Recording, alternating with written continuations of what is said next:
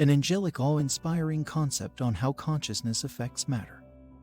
I have been in contact with this angelic being for about 2 years now. The information I have been receiving from them is very expansive. I myself have to read repeatedly to understand what is being presented.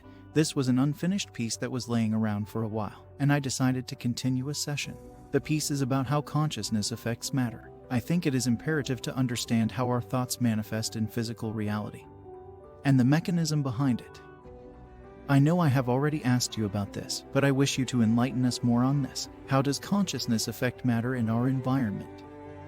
Consciousness can sometimes be interchangeable with awareness or the mind. However, to avoid confusion here, we will explain some concepts first. Looking at the inner self, you are connected to your will, mind, emotions, and body. The will, sometimes referred to as the human spirit, is the wanting part of humans, the ability to choose regardless of external circumstances. The mind is the inner space that allows the thinking processes to take place. You are connected to your emotions. This is another inner space where feelings can take place. You are connected to your physical body, which you use to navigate your surroundings, which also is the acting part of you. Emotions is the language of the soul.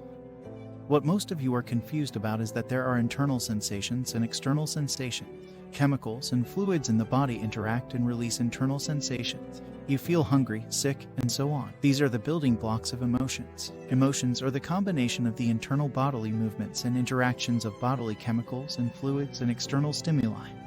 All these sensations are realized by the house of emotions, which is the heart in its entirety. These sensations, when grouped together, are what you know as emotions. Emotions are not chemical explosions, but they are the language of the soul. They are the symphony on which the alphabet of creation is written. Upon entrance into this field, a person can interact with other life forms on a subtle level for healing, cell regeneration, creation, and so on. An emotion expresses itself through movement in the form of dance, crafts, and other artistic creations. Therefore, an emotion can be felt at once while it unfolds itself in the mind step by step as a person creates. As you can see in the growth of a tree already exists, but it has to express itself through time as it grows from seedling to maturity. Because emotion is a deciding factor in what one thinks and what one does, it might appear random, but it is in fact not a fully formed process. So, this is to say that when a flower blooms, a seed sprouts, or an embryo forms, it can be felt as an emotion. In addition, all the combined processes in the creation of something meaningful are felt as an emotion. Your other unheard physical bodies. To achieve the language of the soul, you must have an open heart, a clean environment, and a clean body. The heart, body, and environment are all part of the other body. This body is another body of fluids that enables you to connect your intentions to your environment directly through your feeling. Therefore, the heart acts as the central brain or processing unit in that body of fluids. Some have been able to successfully grow these bodies, but the majority of people don't even know anything about it. And thus, through holding a certain emotion for an extended amount of time, its physical manifestation becomes imminent. As you understand your biological body, you are thinking about blood flow and other fluids within it. This is partially true, however, it is much more extensive and broader than this. It is the culmination of the biofield and the surrounding area. Your scent sends signals to your surroundings, which include plants, insects, and other animals. Your scent activates and reacts with these insects in your environment, which will act accordingly. In addition, the so-called inorganic material reacts to your pheromones and bodily scents. You are connected to the environment and the ecosystem in ways you could never have imagined. This environment, your surroundings, is also a potential part of becoming your body, complete with its organs, etc. The biological body is a snapshot of all other unknown bodies that a human being possesses. We have spoken so much about other interdimensional bodies. However, there are also other physical bodies that are linked to one consciousness in the physical dimension.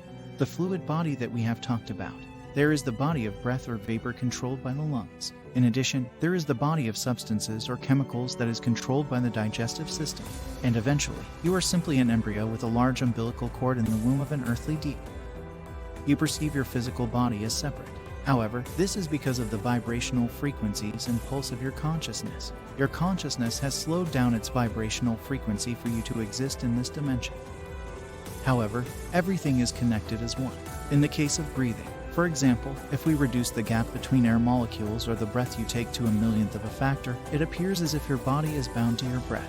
And it would appear as if a person and their breath are one, to the point that if another person chops that part of them out, it becomes fatal. Thus, the nerves in your nasal cavities are externally connected to your surroundings and actively send information undetected by your conscious mind.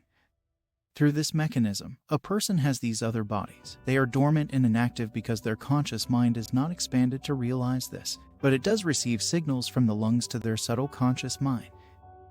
In other words, a person's thoughts and emotions are constantly interacting with their physical environment in a subtle way. It is through this interaction that the material substances are changed. You leave sweat stains and dead cells on your bedsheets, and your walls are clogged with the air you breathe without realizing it. It is that when you begin to wash and clean your surroundings, you are destroying your other embryonic bodies. However, this is not all that someone is. There are things such as talents and character that cannot be combined with these other characteristics. For example, someone might be a genius, but not of a courageous character. They might be timid with unpleasant personalities. As you can see, these are very distinct and different parts of you that cannot simply be grouped into one category. The expansiveness of consciousness. The sum of all these other bodies makes you believe that you are infinite, but this isn't the case. There is a pattern, and these patterns are what you experience as material substance. Material substances act as the final or outermost shell of the physical part of your being. Yesterday, for example, becomes a physical substance in today's world. Therefore, yesterday exists today but in a different form. It becomes slower and denser, thus crystallizing as a material substance. That your path and activities in a day appear as one solid object embedded in space. Energy is involved in all of these processes as it transiently moves from one state of matter to another. Thus, a thought becomes part of emotion. Then emotion becomes an action, and action is imprinted on physical substance as a disturbance of space. In actuality, the material substance as you perceive it is neither solid nor rigid. Instead, it is just that you have tuned your frequency to match that of the material substance, and that on other vibrational frequencies, your world does not simply exist. You will appear as a rock simply because of differences in the paces of motion. As such, your thoughts are solid matter, like the air bubble disturbs the entire pond of water. Your consciousness is intertwined and entangled with physical substance. What separates them is the pace of motion or the vibrational frequency that makes activities appear faster in one octave than the other. The iteration of such a statement is that the opposite pole, the border or end point of one's consciousness, is the physical substance. This implies that the material